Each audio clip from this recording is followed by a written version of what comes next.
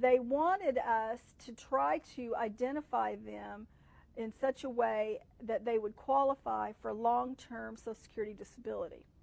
Now, What? Yeah. And long-term Social Security disability is for life. Yeah. So if they get identified and qualify for long-term Social Security disability, they are as good as set up for life for medical treatment. That doesn't sound like a refugee to me. Just being honest. Yeah. That sounds like somebody who's planning on staying here. Yeah, A refugee right. stays until the problem's over and then goes home. Well, that's right. And so they instructed us to try to identify, to try to get the client, because once they arrive here, they're now called clients. They're called clients. Yeah. Okay. Because clients pay. Sure. See? Sure. I'm starting to see where this is leading. So they told us that we needed to talk to the client and ask them if they'd had any headaches, recurring headaches, or any lower back problems. Excuse me, anything that would qualify them for Social Security long-term disability. Wait. So let me get this straight. Part of the screening is supposed to be, are you sick, maimed, injured, whatever? Right. No.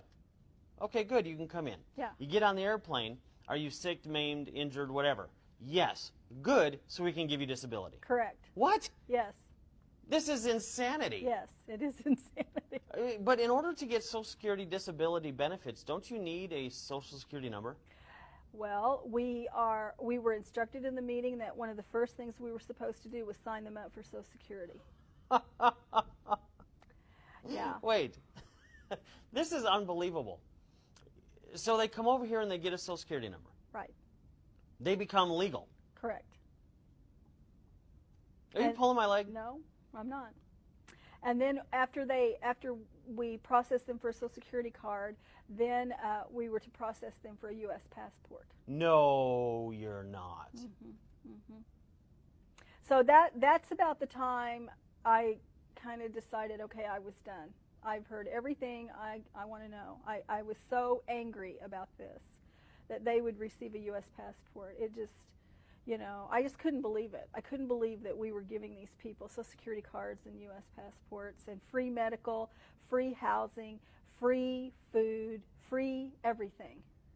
Yeah, but the thing that bothers me, because the food we can recoup from, and the money irritates me, but we can earn it back and we can stop the program or whatever it is. Mm-hmm. But once you give somebody a Social Security number, Mm-hmm. and you give them what's considered globally the golden ticket, which is a U.S. passport. Right. That is beyond comprehension that we're doing this. That's right.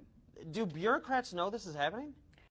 Well, interestingly enough, no, they don't. A lot of governors are unaware of how many refugees have come into their state, where they're located, under what conditions they've arrived. And I believe this is intentional. Now, we do know that the governor of Texas and the governor of Tennessee have both stopped this, and they're refusing to take any more refugees. In fact, the federal government has filed a lawsuit against both of those